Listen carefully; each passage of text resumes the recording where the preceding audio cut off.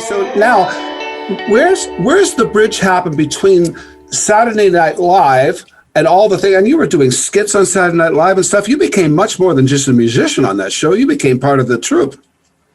By the fifth season, I was what they called a featured player, which is like a supporting actor. You get to be, in a certain number of episodes. And I don't know, I certainly wanted to get on camera.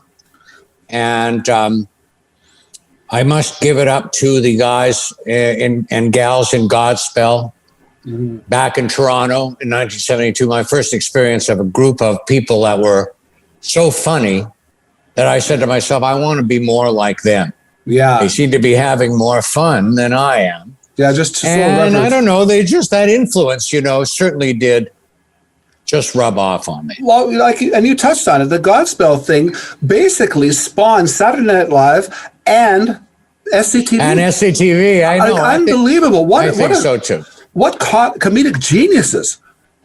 And this guy, Stephen Schwartz, who now, well, I say again, before the quarantine, Wicked is his show. Maybe the longest running show on Broadway now, I think. But at the time, wow. But at the time he was 24 or 5. And he came up to Toronto to do those final auditions and just picked all these incredible people and hired me. I was there to accompany a couple of people who were auditioning. And he said, I like that, let me talk to that piano player. And by the end of the day, he had hired me for the show. I don't know how, blessing. That's all I can say, a blessing. And Gilda just seemed like everybody's sweetheart. Nobody has a bad thing to say about Gilda Radner. That's right. And nor did she ever do a single thing that was anything but sterling and beautiful. She was a lovely friend. Yeah. And a loyal friend to the end. Did you get to know Gene Wilder well? I imagine you must have. No, because when she started going with Gene, he sort of, and maybe for her own good, kind of took her out of the old scene, which may not have been doing her. She was drinking tab and too many tabs and sometimes pouring vodka in and stuff. And a lot of us didn't see her for a while. Okay. And I think, was what she needed at the time. Yeah, well, look what happened to Belushi. I know. It was pretty tragic what was going on. Luckily, I don't think Aykroyd had the same sort of internal, like a penchant or whatever you call it, to move in that direction. Belushi was all in all the time. You could just tell. Well, he sure was, and that's such a sad ending and too early. But man, those the stars are certainly all in. We learned that, and hopefully they learn to take care of themselves too. Well, that brings me to the Blues Brothers. Now, in the Blues Brothers, you guys started that on Saturday Night Live as a skit, correct? Yeah. I would say they got on. First of all, they started. They had both been in bands in high school. Belushi, I think, is a drummer. Where he grew up outside of Chicago, and Aykroyd playing the blues harp in Hull, Quebec, or wherever it was exactly he's from. I can't quite remember, but the Downchild Blues Band being a huge influence on him. Okay. And I think he was always kind of maybe had this idea that he and John could sing pretty well, and I can play this harp, and maybe, things developed. Hey, we could put on, shades and hats and be like the old junkies that Belushi heard about back in Chicago, who tried to look so straight. They were wearing straight hats and suits, but they were so obvious they were giving themselves away. Yeah. And that was part of it. And they started doing this to warm up the audience on SNL, which was going to go on the air at 11:30. So at 11:15, the announcer, hey, how's everybody feel? Feel like some blues? Here's, and introduce them. And they would just come just for the studio audience. Come out and do a few songs. Wow. And then they did it on TV. They figured out, well, if we dress up like the running gag at the time, which was people dressing as bees bumblebees.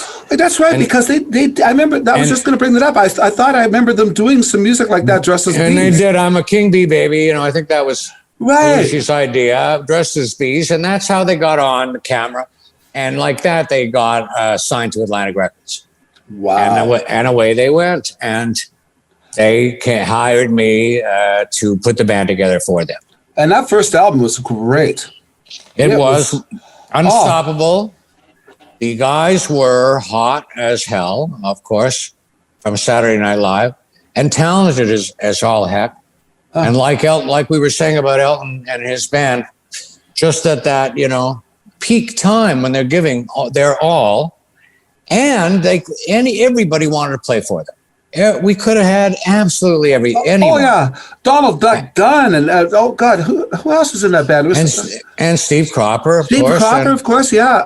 And Matt Guitar Murphy, a wonderful, Chicago-style blues player, but who had played with the greats. It was such a renaissance for them too. Of course, they'd want to be part of it.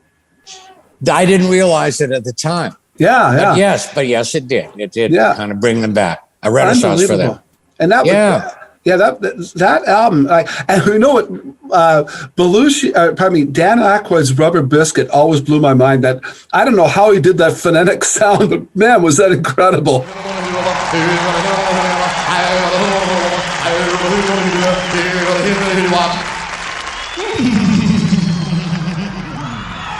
What do you want for nothing?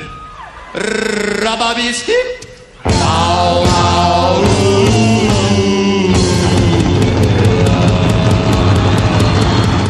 He showed off, finding that song, being aware of it, being able to do it.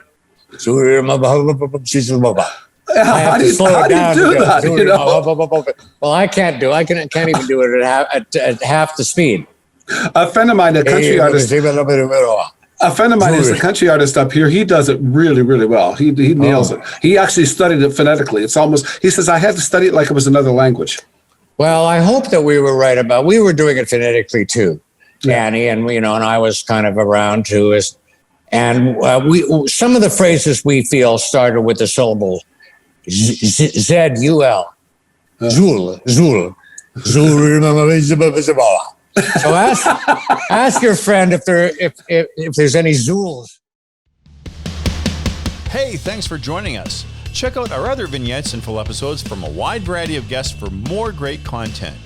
Please like, share, and subscribe, and become a member at SocialNRGPresents.com to access premium content and earn valuable energy points just for watching.